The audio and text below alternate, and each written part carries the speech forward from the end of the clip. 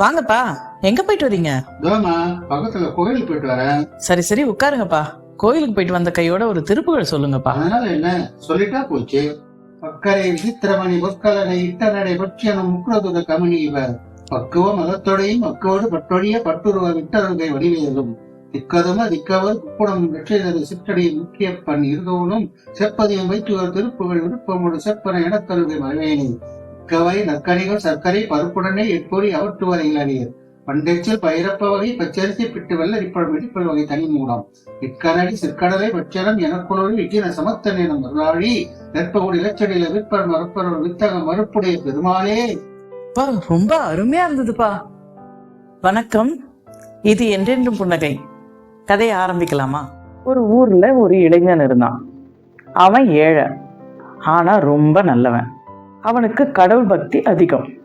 அதிலும் காளி தேவி மேல பக்தி ரொம்பவும் அதிகமா இருந்தது.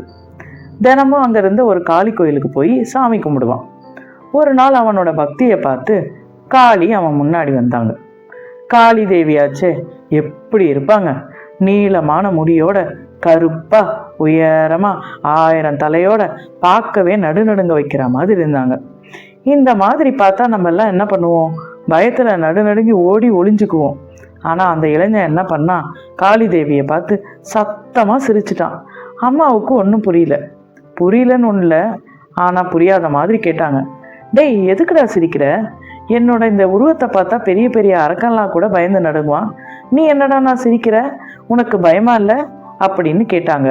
உடனே அவன் சிரிப்பை அடக்கிட்டு, அம்மா என்னை மன்னிச்சிரு, நான் உன்னை யோசிச்சேன், அதான் சிரிப்பு வந்துடுச்சு, சிரிச்சிட்டேன் அப்படின்னு சொன்னான். அப்படி என்ன யோசிச்ச அப்படின்னு காளி தேவி கேட்டாங்க. இல்லம்மா, எனக்கு ஒரு தலை, ஒரு மூக்கு, அதுல ஜலதோஷம் பிடிச்சாலே என்னால சமாளிக்க முடியல. ஆனா உனக்கு 1000 தலை, அதுல 1000 மூக்கு, உனக்கு ஜலதோஷம் பிடிச்சா நீ எப்படி சமாளிப்ப? அதை நினைச்சு பார்த்தேன், சிரிப்பு வந்துடுச்சு, அதாம்மா சிரிச்சிட்டேன் அப்படின்னு சொன்னான். இதை கேட்ட உடனே, உன்னோட கள்ளங்கபடம் இல்லாத பேச்சால என்னையே சிரிக்க வச்சுட்ட. நீ பேசுறது எனக்கு ரொம்ப பிடிச்சிருக்கு, அதனால உனக்கு ஒரு வரம் தரலான்னு இருக்கேன் அப்படின்னு சொல்லி 2 கிண்ணத்துல 2 வகையான இனிப்பு பலகாரத்தை கொடுத்தாங்க. ஒரு கிண்ணத்துல கல்வி இருக்கு, ஒரு கிண்ணத்துல செல்வம் இருக்கு, உனக்கு எது வேணுமோ அதை நீ எடுத்துக்கோ அப்படின்னு சொன்னாங்க. இவன் என்ன பண்ணா, கொஞ்ச நேரம் யோசிச்சுட்டே 2 கிண்ணத்தையும் பார்த்தான். சட்டுன்னு 2 கிண்ணத்துல இருந்ததே எடுத்து சாப்பிட்டுட்டான். இதை பார்த்து காளியம்மனுக்கு கோபம் வந்துருச்சு. என்னடா, 1 எடுத்துக்கோன்னு சொன்னா 2 எடுத்துக்கிட்ட அப்படின்னு கேட்டாங்க. அவன் உடனே, இல்லைம்மா, இந்த உலகத்துல சிறப்போட வாழறதுக்கு கல்வியும் முக்கியம், செல்வமும் முக்கியம்.